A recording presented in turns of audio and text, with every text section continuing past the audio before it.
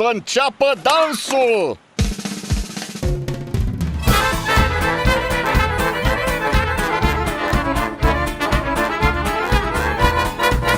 Politicians. If you look up this word in a dictionary, you might find some descriptive words like responsibility, experience, and professionalism, right alongside greed, lies, and disappointment.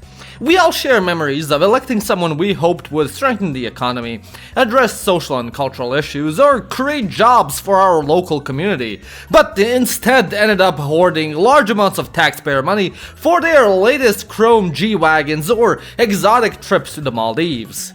Well, if individuals like these may seem like an exception in other countries, in the Balkans, and especially in Romania, this is considered the norm, or even the gold standard. Throughout decades of regimes and administrations, the Romanian political landscape has seen its fair share of money-hungry geriatrics, shady grifters, convicted felons with endless charges, and downright demented weirdos. Some of which might even make well-known nutjobs like Donald Trump, Margaret Thatcher, and Viktor Orban seem moderate and well-mannered compared to Romania's creme de la creme. So buckle up, folks, because we're in for a wild ride as I present to you some of the most notorious and noteworthy politicians and leaders of modern post-communist Romanian history. And there's no better place to start than with the fourth Romanian president and face of Romanian politics in the 2000s, Mr. Traian Băsescu. Unlike other politicians and presidents of his time, which are detested and ridiculed to this day, former President Iliescu's deathbed will be celebrated across the country, a la Margaret Thatcher. Băsescu is quite fondly remembered by the majority of Romanians, thanks to his strong personality and vast collection of iconic moments, in spite of his shady past. Some people love him, some people hate his guts, while others appreciate the fun times and the hilarious back and forths between him and the Romanian people, earning the moniker of the least worst president. He has managed to be fondly idolized and appreciated for his funny uncle persona, rather than for any policies or decisions. After all, without him, how would Romanians know how to drink whiskey?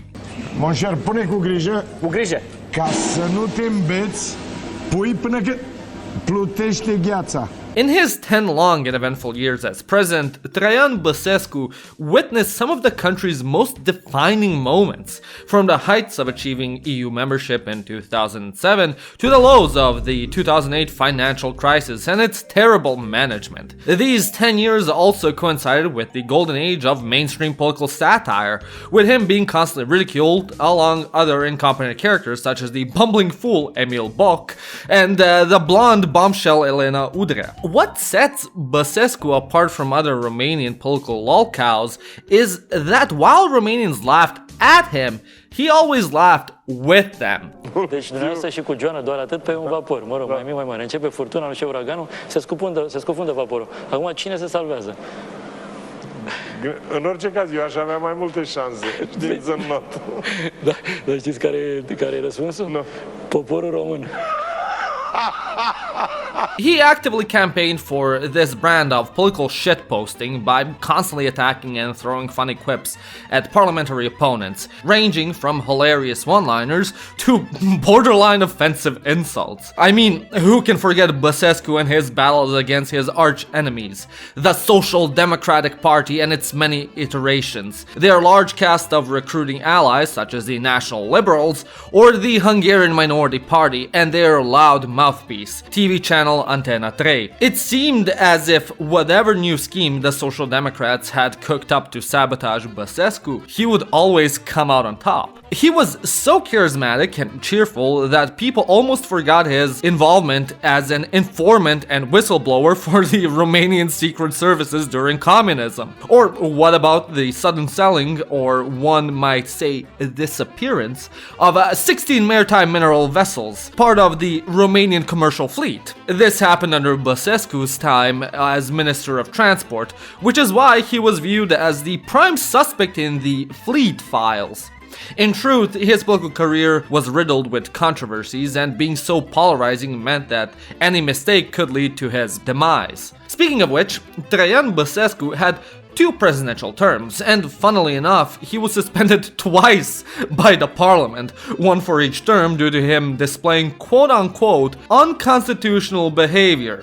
By that I mean he was uncooperative and unfriendly with the parliamentary opposition, consisting of the Social Democratic Party and its many allies, and going as far as using the Romanian Informative Services, aka the SRI, for his justice reforms and to persecute corrupt politicians. Most of the time, they were members of PSD, so they decided they had enough and suspended him twice. For each of Băsescu's suspensions, a referendum was organized in 2007 and 2012 respectively, giving the people the chance to seal his fate. For the first referendum, 74% of voters voted against Băsescu being fired, whereas 2012 saw more than 87% voting in favor of his resignation. Sadly for our vor enjoyer Mircea Kitsune, both referendums did not pass the vote quota. So nothing truly changed, and Băsescu ended both his presidential terms as expected. Nowadays, still his joyous self, Traian Băsescu enjoys his semi-retirement from politics, occasionally dropping some words of wisdom when the current government fails to do so, endorsing candidates and partaking in some good old-fashioned banter at the expense of his opponents. Now, allow me to tell you the story of one of the most forgotten and enigmatic presidential candidates in Romania's wonderful history. A man infamous for his incredible healing powers and sporting the nastiest of neckbeards ever, Constantin Mudava. Former bioenergetician and scientist during commie times, Mudava was fascinated by the Kirlian experiments and the resulting photos of electrical coronal discharges. So much so that he saw a golden opportunity to make a name for himself. In the 1980s, he put his scientific knowledge to good use by claiming he could wield the bioelectrical currents of the human body and cleanse it of all diseases. He became a shamanistic practitioner of a form of bioenergetic therapy, and thousands of Romanians flocked to his clinic in Dâmbovița to treat themselves. Eventually, he left his hometown and expanded his horizons by visiting larger cities like Brașov and Bucharest, looking for new foolish prey, wonderful people in need of his miraculous treatment. His practices drew the ire of medics and physicists, who recognized his story about bioenergies and healing currents as nothing more than a ridiculous swindle from a bum-ass fraud. His notoriety would reach the highest of heights as he was hired by Nicolae Ceausescu and his cronies to serve as their personal witch doctor and shaman. He resented this position, feeling held hostage and limited by them, and repulsed by the presence of such lowly, rude, and uncultured scum. After this unpleasant stint, he kept touring the country and using his psychic powers until he was caught and thrown in jail in the Mărgeni penitentiary in the late 1989.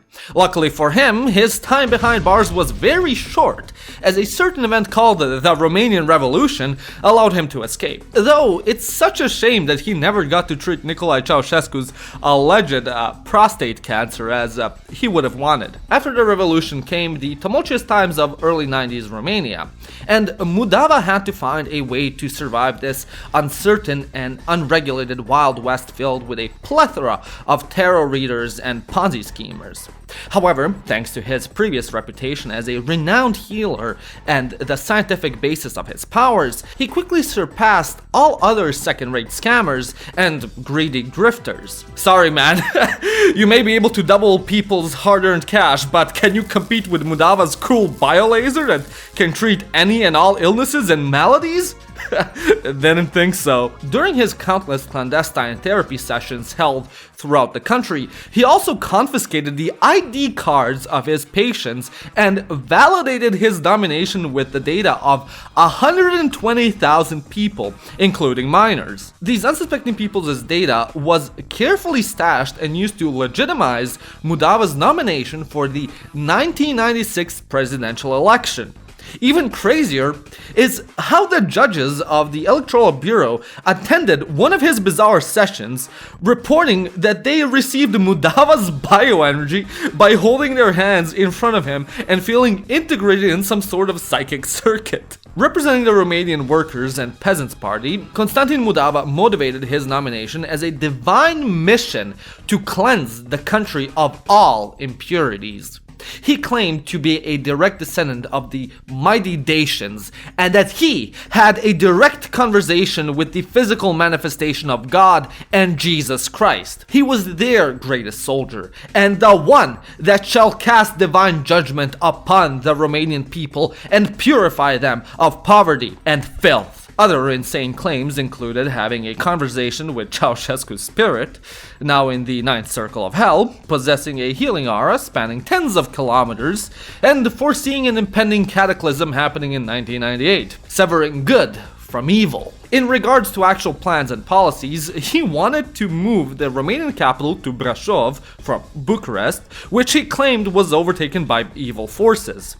He wanted to organize televised healing programs so that the sick people could be treated from the comfort of their homes instead of making the arduous journey to the hospital. He also went against the country's western trajectory, denouncing the evils of NATO and the other foreign agents who plagued Romanian society with the most potent of poisons.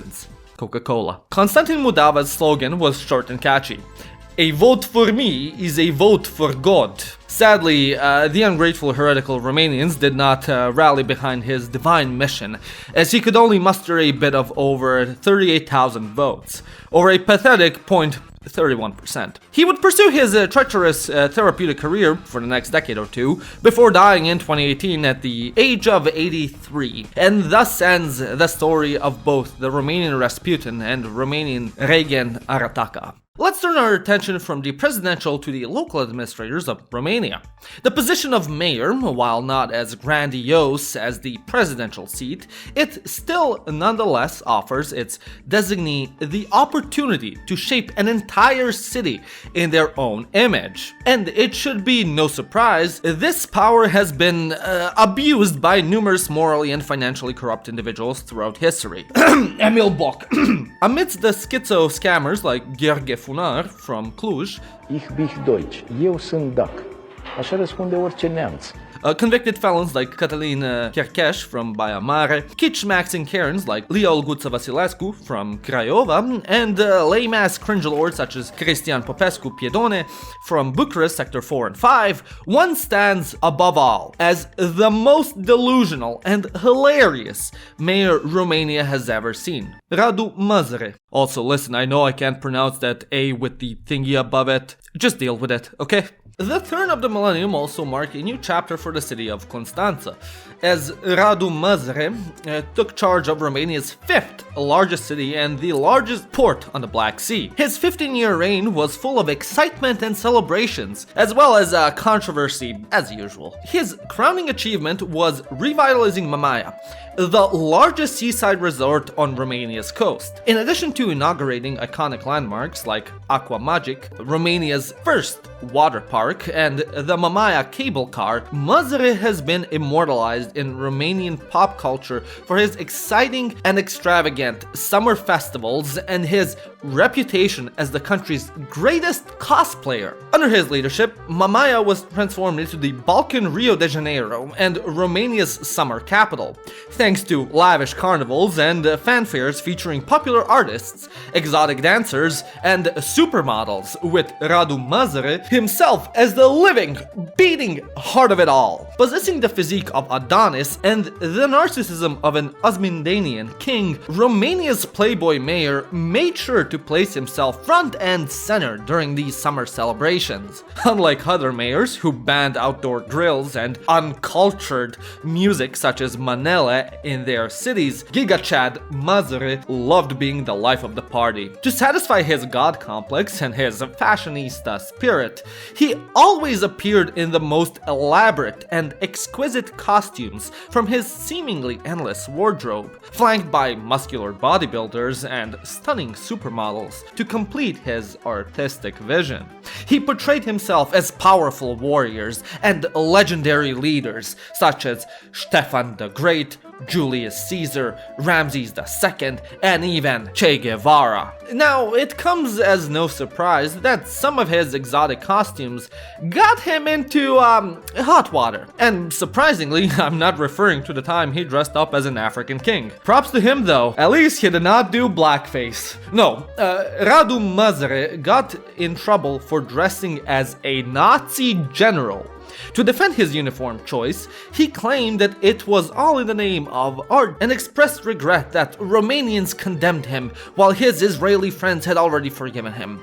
Ultimately, he brushed aside this little mishap because the party never ends and the show must go on. After hearing so much about the lavish summer utopia that was Mamaia under Mazare's leadership, one might ask, what about the rest of Constanța? Well, that's a completely different story.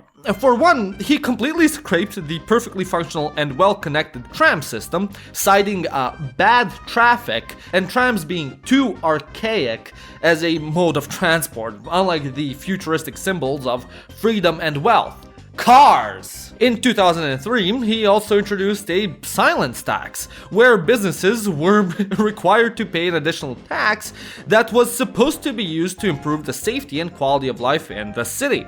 In reality, this tax went directly into Radu Mazare's pockets, probably to fund his flamboyant, self-indulgent displays. Unfortunately, all eras must come to an end before he could realize his dream of creating a personal theme park in his honor. Radu Mazare had to resign as Constanța's mayor in 2015 due to the multitude of scandals he was embroiled in. In addition to the silence tax, he faced accusations of tax fraud, corruption, misconduct, illegal retrocession of land, and ties to the criminal underbelly of Constanța. Ever the tropical spirit, he fled Romania in 2017 and sought political asylum in, wait for it, Madagascar, a country with beaches just as exotic as Mamaia. Sadly, in 2019, he was extradited and sentenced to 9 years in prison, trading the hot summers for the cold chambers of the Jilava penitentiary and the lavish costumes for the classic black and white stripes. In his absence, Mamaia experienced a steep decline marked by insanely high prices and lackluster services. Hundreds of thousands of tourists swapped the pearl of the Black Sea for cheaper and better alternatives, especially the Bulgarian coast and Greek islands like Thasos. Now that he's been released early, perhaps another Radu Mazare re-election could return Mamaia to her former glory as the summer paradise she once was. Since we're in the Balkans, of course politics and corruption would also invade Romania's national sport. Football. You may know of the iconic team Steaua Bucharest, famous for dominating Romanian football for years on end and being the first European team to win the prestigious Champions League trophy. Sadly, its legacy has been tarnished and fractured by a decades-long legal battle between CSA Steaua Bucharest, owned by the Romanian army, and FCSB, funded by our next subject, George or Gigi Becali. This legal battle, along with its other countless similar stories, such as the two universities of Craiova teams with the same name and badge playing in the top league at one point, are a complicated subject for another time. Long story short, after the fall of communism, all football teams were required to be privately owned and funded. So in Steaua's case, former shepherd turned real estate billionaire Gigi Becali stepped up in 2003 and bought FCSB Steaua Bucharest, becoming the team's owner and supreme overlord. But more on that later. In the late 2000s, Becali pursued a brief political career, representing the Party of Greater Romania, a right-wing ultranationalist party funded by Corneliu Vadim Tudor. Between 2009 and 2012, he represented the PRM as a member of the EU Parliament, but his stint wasn't as eventful as people had hoped. He barely spoke or voted on any matters, and he had an incredibly low attendance rate of around 30% of all meetings. To be fair, he was very busy running his football club and verbally berating football pundits and journalists. But he at least managed to attend a farmers' protest in Brussels, as expected from the man who walked his sheep through the bougiest neighborhood of Bucharest, Pipera. Such ridiculous antics are the bread and butter of Becali's image, with him enjoying an immense cult of following thanks to his outspoken, unfiltered nature and his chaotic TV appearances full of slurs, spitting and swearing like a drunken sailor. Să facă ce vrea el, că mi-o suge dimineața la... Nu, domn Becali. Becali is also a good Samaritan, a philanthropist, and true warrior of light, and follower of God. Except instead of prayers coming out of his mouth, slurs came out instead. On a good day, he'd tell you that people's private matters are not his business, while on a bad day, he'd go on lengthy tirades as to why gay people have no business on a football pitch, claiming that showering together with gay men would distract his players from scoring goals. Upon hearing that Freddie Mercury was gay, Gigi outright banned the song "We Are the Champions" in his stadium and planned on replacing it with religious chants. He was also extremely misogynistic, having said that domestic violence is necessary for taming and educating your partner, and that he would immediately quit football altogether if UEFA asked him to create a women's football branch of his team. Gigi Becali is mostly known for his financial support and near dictatorship over FCSB Steaua Bucharest. Now, the effects of Becali's financial muscle and flamboyant appearances on the Romanian Football League are still hotly debated. Supporters of FCSB Steaua Bucharest view his involvement in the club's finances and performances as both a blessing and curse. However, in an era of athletic mediocrity and economic uncertainty, Romanian football owes Becali a great deal for keeping things wildly entertaining, with his fits of rage and his inability to keep any classified information to himself. He was truly one of a kind.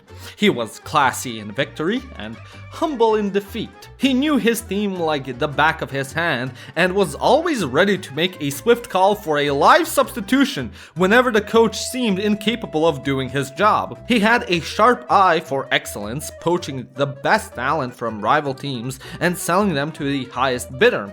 He was ruthless, methodical, stubborn, and hell-bent on winning the Romanian league by any means necessary. Becali's obsession with padding his team's trophy cabinet nearly led to his downfall, as he was sentenced in 2013 to 3 years in prison in the infamous Valiza or suitcase file, also derailing his fledgling political career. Back in 2008, he attempted to bribe the players of Universitatea Cluj with 1.7 million euros to throw their next game with FCSB Steaua Bucharest in order for them to secure the league title against their common rival, CFR Cluj. Other bribery attempts were revealed, along with other scandals such as the shady land trades with the Ministry of National Defense, and it seemed like the Becali empire was about to crumble.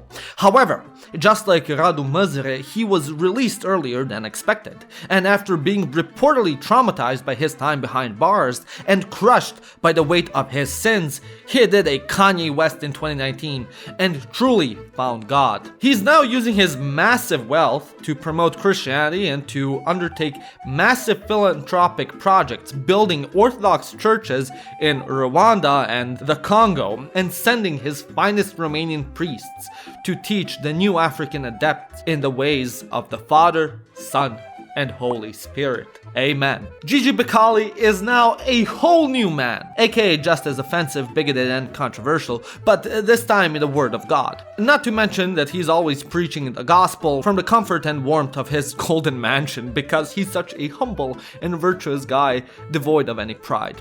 And speaking of pride, in response to the progressive movement getting slightly more popular in Romania in recent years, Gigi Becali, ever the opportunist, decided to organize the yearly Normality March the day after each Pride parade in Bucharest.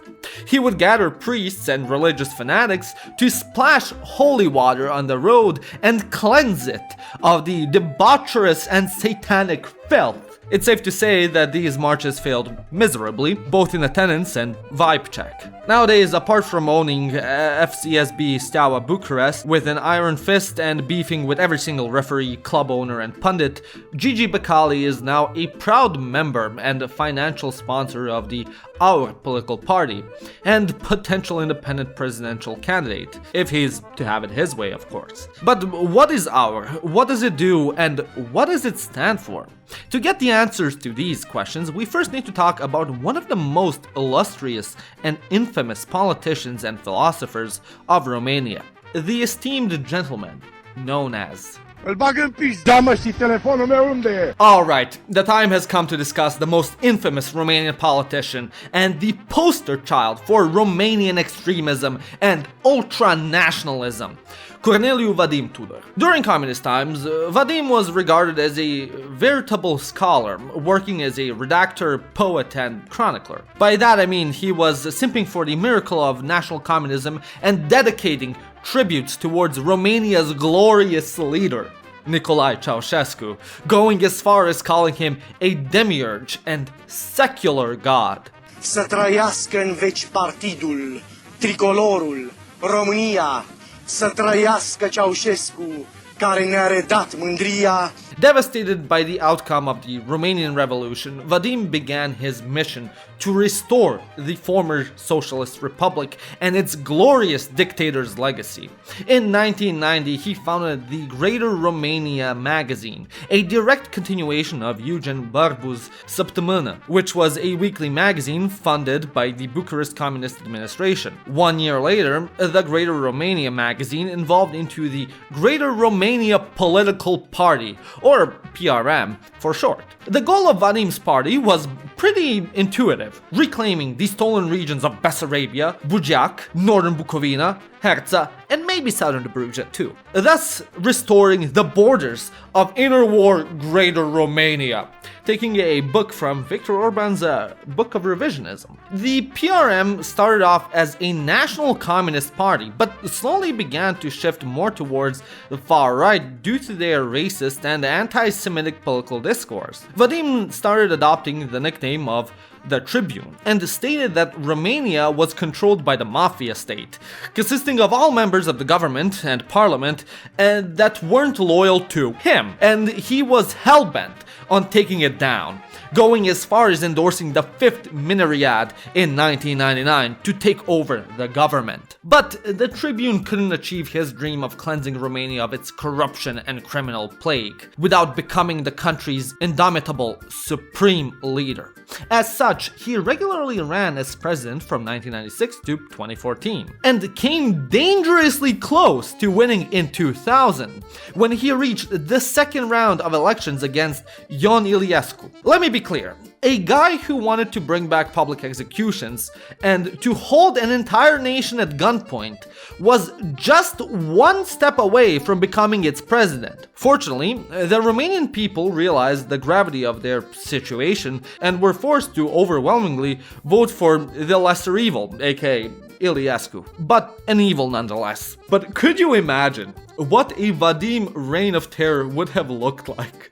This man was ready to execute anyone he deemed as a threat to Romanian sovereignty, whether we're talking about political opponents, members of the ruling mafia, or the primordial enemy of human development and happiness, the Jews. Yes, of course, Vadim was incredibly anti-Semitic, as expected from a far-right nutcase. He denied Romania's blatant involvement in the Holocaust during the 1940s, while at the same time calling for the extermination of all Jews controlling Romania from the shadows for the past decades. Yeah. And also the Gypsies and the Hungarians. Can't forget about those undesirables.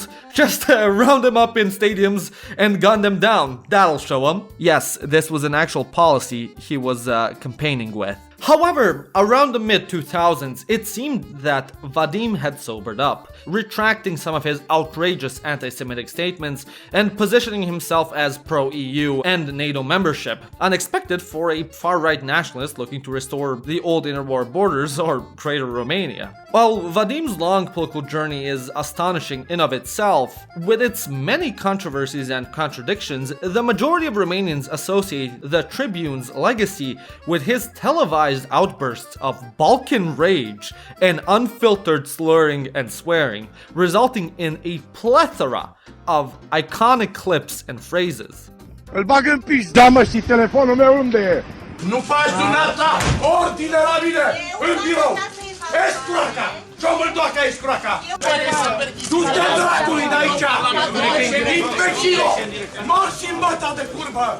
I mean, he single-handedly gaslit an entire country into thinking the word Şoşoacă is an actual insult when it was actually referring to a woman Vadim was berating, Paula Șoșoacă. He was truly the embodiment of a Reddit debater's wet dream, either shouting his arguments over everybody and stun-locking them, or ruthlessly destroying his opponents with facts and logic.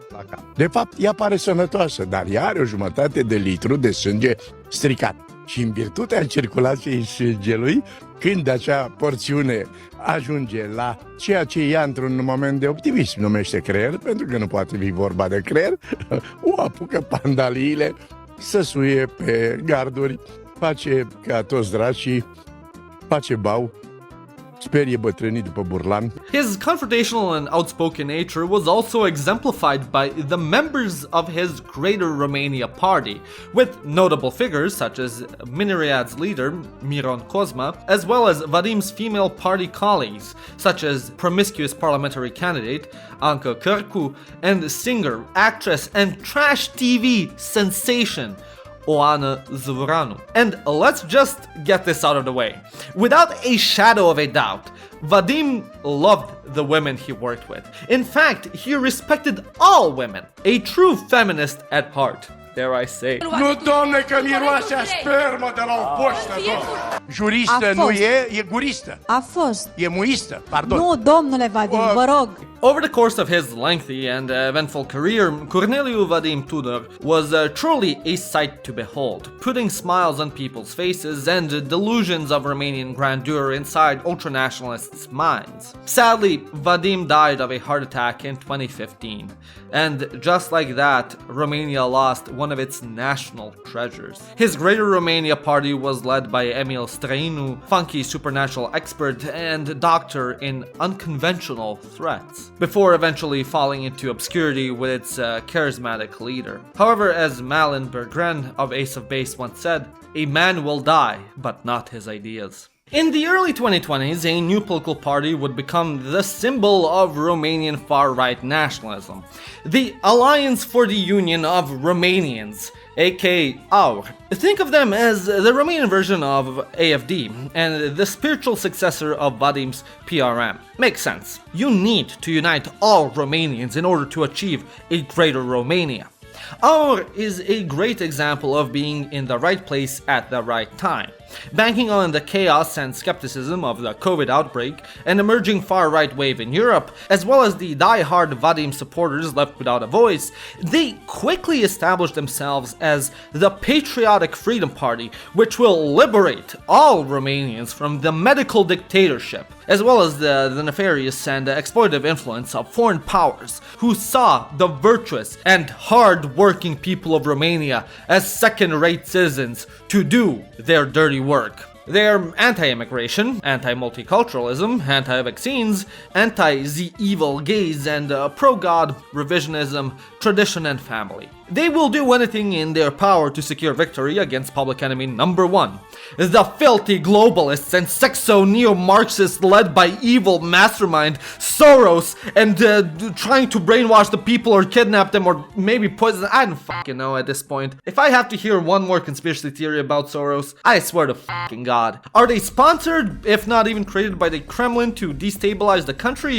Or are they a boogeyman psyop party created and inflated by the ruling Social Democrats so people reluctantly vote for them instead of the spooky, scary anti-EU separatists? How are the secret services involved? Who knows for certain. From its founding in the late 2019 until recently, AUR has been associated with its two flag bearers and shitsters, George Simeon and Diana Jovanovic Şoşoacă. In Simeon, we have the founder of the AUR party himself and the co-founder of the Honor and Patria, and united under the Tricolor Football Ultras group. You know, those hooligans chanting about how Kosovo is Serbia and other racist and xenophobic remarks, single-handedly ruining the reputation of Romanian football fans. He also had a business of selling firecrackers and other pyrotechnics to football fans, committing tax fraud in the process, which he wears like a badge of honor. Who hasn't committed tax evasion in their life in Romania, no less? Am I right, folks?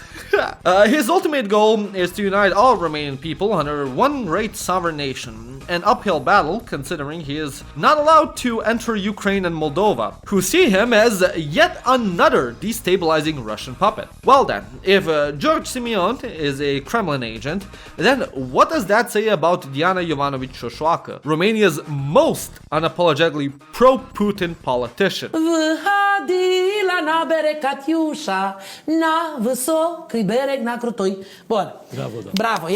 Șoșoacă is an adept of three main schools of thought pertaining to these fine individuals. Legionnaire Corneliu Vadim, psychotronic and paranormal expert Emil Străinu, and again, especially the illustrious Corneliu Vadim Tudor. However, although she is a stern follower of Vadim's ideology and tactics, what she lacks in intellect and witty remarks, she certainly makes up for in sheer lunacy and decibels. Simply put, Șoșoacă is a one-woman fake news factory, spewing out the most nonsensical conspiracies and causing mass hysteria in the process. She even held a team of Italian Rai Uno journalists hostage for trying to report on how Romania had handled the COVID pandemic, locking them in her apartment.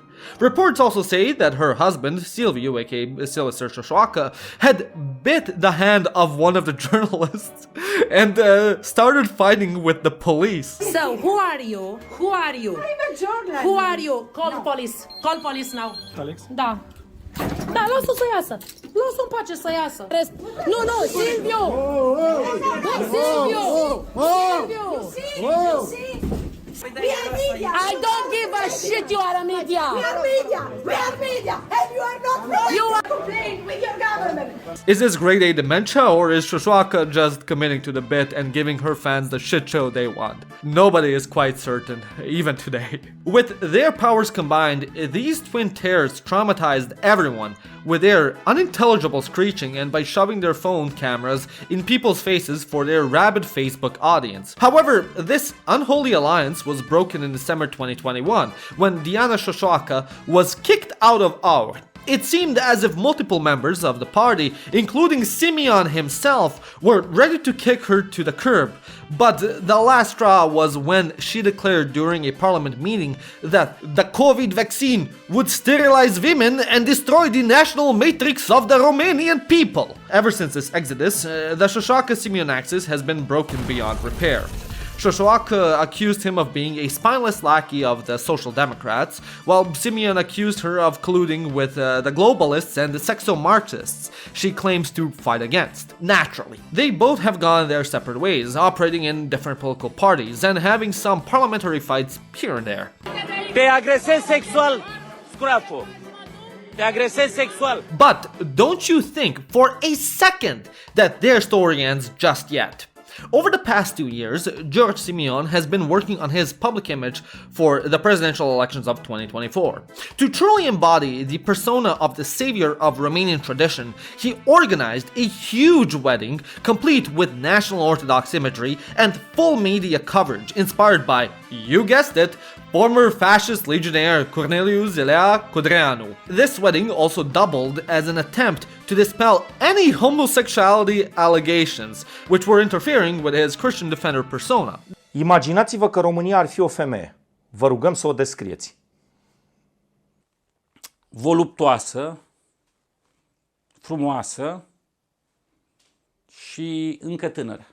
This didn't have any effect on our party's confrontational and controversial ethos. As I said, they built their entire following on the vaccine skepticism and COVID denial. But once the discussion shifted towards the neighboring Russia-Ukraine war in 2022, they gave up on the pandemic and immediately switched gears. Also, it's worth noting that their violent protests always get suspiciously preferential treatment from the gendarmerie. But for the most part, George Simion and his mates have kind of cleaned up their act over the past 2 years. They're no longer a ragtag group of schizo-conspiracy theorists, they're just textbook US Trumpist Republicans. In order to strengthen his political party through sheer size, he called upon the services of a who's who of wacky public figures and political fence hoppers. Ever the opportunist, Simeon preyed on the volatile and unaffordable housing and real estate in Romania to launch the Simion plan, giving everybody newly built houses and flats at a measly price of 35,000 euros, as long as they sign up and vote for yours truly. Surely this is a feasible plan that will fix the housing crisis, right? Clusians can only dream of such cheap housing. But enough about Aur and Simeon. What has Şoşoacă been up to after the split? Well, she established a new political party with the name SOS Romania, which was immediately memed on by people pronouncing it as SOS, aka sauce. Unlike Simeon, who tried to clean up his act for the presidential elections, Şoşoacă knew exactly what people wanted from her and gave her die-hard followers the unfiltered, unleashed, and unsilenceable force of nature they asked for.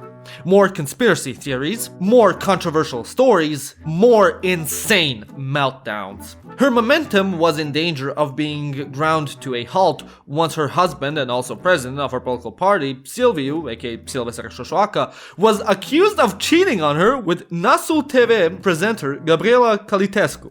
Silvestre fired back by accusing her of flirting with fellow SOS member and former OTV recurring guest, Luis Lazarus. These dramatic accusations devolved into a whole Facebook soap opera, with posts ranging from the average boomer shitposts to entire essays full of grief, heartbreak, and damning accusations and insults. Silvestre was ready to take legal action as well, threatening to divorce Diana and revoke her Șoșoacă surname.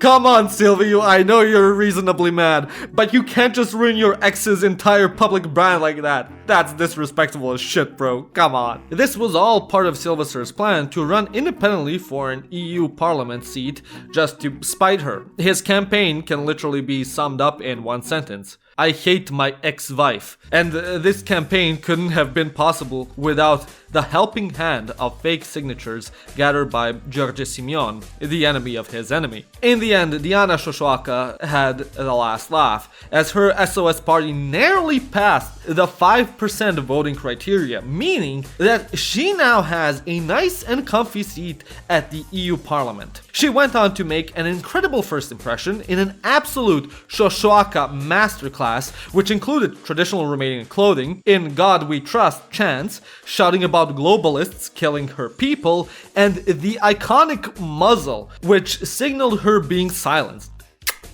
Brilliant! You've managed to somehow be worse than that Cypriot Mr. Beast clone. Congratulations!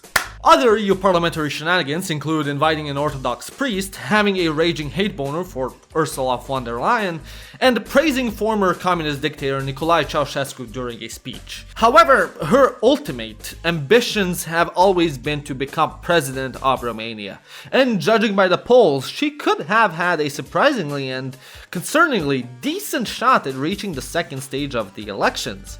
Unfortunately for all of us, we were robbed of a Şoşoacă dark horse run, as she was suspiciously eliminated from the presidential race by the electoral authorities. Many people and political figures surprisingly set aside their differences and protested her undemocratic exclusion from the race, until a couple of hours later when she did what she does best. Went live on Facebook and had a full-on anti-Semitic, anti-European and legionnaire meltdown. To be fair, you can call it an anti-Semitic slip-up if she's already deep in the far-right trenches. So yeah. Nowadays, Şoşoacă is biding her time and plotting her next move, while terrorizing both Romanian and European parliaments with her extreme shenanigans and dreaming of becoming head of Senate and taking the president's place, should they suffer an unfortunate accident. Her words, not mine. And yeah, those were some of the most notable political personalities Romania can proudly show off to the world. If I missed out on other notorious and hilarious stories and figures, make sure to mention them in the comments. As always, I hope you enjoyed this video. If you did, give it a like and smash that subscribe button. And if you really did, become a member like these wonderful people. Or check out my merch at theironicsshop.com. My name is Janos and you've watched Living Ironically in Europe. Hey, why are you